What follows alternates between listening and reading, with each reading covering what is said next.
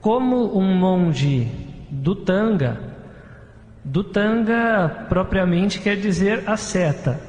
Um monge Dutanga é aquele que segue algumas das 13 práticas ascéticas permitidas pelo Buda. Os monges Dutanga tradicionalmente passam o seu tempo viajando, frequentemente a pé, em busca de lugares calmos para meditação.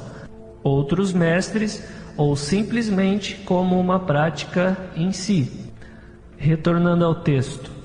Como um monge Dutanga, eu viajava, mas as coisas ainda não estavam bem. Assim eu refletia: o que posso fazer para que tudo esteja bem? O que posso fazer? Vivendo com muitas pessoas, eu estava insatisfeito. Com poucas pessoas, eu estava insatisfeito. Por que razão? Eu simplesmente não conseguia ver. Por que eu estava insatisfeito? Porque eu tinha entendimento incorreto, só por isso. Porque eu ainda estava pegado ao Dhamma errado. A qualquer lugar que eu fosse, eu estava descontente, pensando: aqui não está bem, ali não está bem. Todo o tempo dessa forma, eu punha a culpa nos outros. Eu punha a culpa no clima, no calor, frio. Eu punha a culpa em tudo, tal como um cachorro louco. Ele morde tudo que encontra, porque ele está louco. Quando a mente está assim, a nossa prática nunca se estabiliza. Hoje nos sentimos bem, amanhã mal. É assim o tempo todo. Nós não alcançamos o contentamento ou a paz. O Buda, certa vez, viu um chacal, um cachorro selvagem, correndo pela floresta na qual ele estava. O chacal parou por alguns instantes e depois saiu correndo para dentro de um arbusto. E em seguida saiu outra vez. Daí ele correu para dentro de um tronco oco, de uma árvore, e depois saiu outra vez. Aí ele foi para uma caverna, só para sair correndo outra vez. Num instante ele estava em pé. No seguinte ele corre, depois deita, depois fica em pé. Aquele chacal tinha sarna. Quando estava em pé, a sarna se entranhava na pele. Por isso ele corria. Correndo, ele ainda se sentia incomodado. Por isso ele deitava. Então ele ficava em pé de novo. Corria para os arbustos, o tronco, nunca ficando quieto. O Buda disse: vocês viram aquele chacal esta tarde? Em pé ele estava sofrendo. Correndo, ele estava sofrendo. Sentado, ele estava sofrendo. Deitado, ele estava sofrendo. No arbusto, no tronco oco ou na caverna, ele estava sofrendo.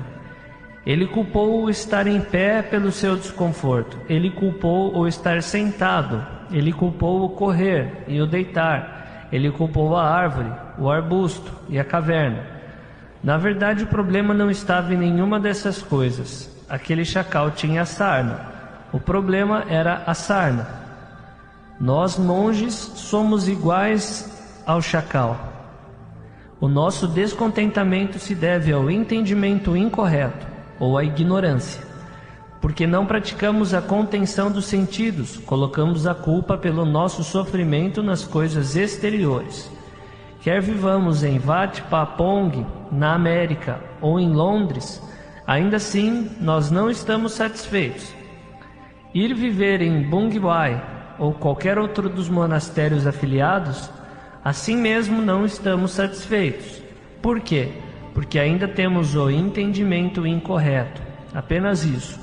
Onde quer que estejamos, não estaremos satisfeitos. Mas igual ao chacal, se a sarna for curada, ele estará satisfeito onde quer que ele vá. Eu reflito sobre isso com frequência. E eu lhes ensino isso com frequência, porque é muito importante. Se conhecermos a verdade dos nossos vários humores, alcançaremos o contentamento. Quer esteja quente ou frio, nós estaremos satisfeitos. Com muitas pessoas ou poucas pessoas, estaremos satisfeitos. O contentamento não depende de com quantas pessoas estejamos. Ele surge somente do entendimento correto. Se tivermos o entendimento correto, ou a sabedoria, então, onde quer que estejamos, estaremos satisfeitos. Mas a maioria de nós possui entendimento incorreto. É como um verme. O lugar em que o verme vive é asqueroso, o seu alimento é asqueroso, mas eles satisfazem o verme. Se você tomar uma vara e empurrá-lo para longe do seu naco de estrume, ele irá se esforçar para rastejar de volta. É o mesmo quando o Ajahn nos ensina a ver corretamente. Nós resistimos, nos sentimos desconfortáveis. Corremos de volta para o nosso naco de estrume, porque é ali que nos sentimos em casa. Todos somos assim.